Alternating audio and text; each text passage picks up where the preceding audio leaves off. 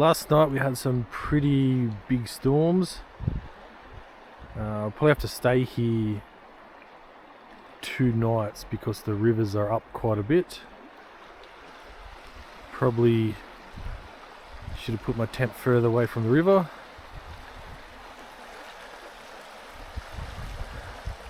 River's come up a bit, but that's alright.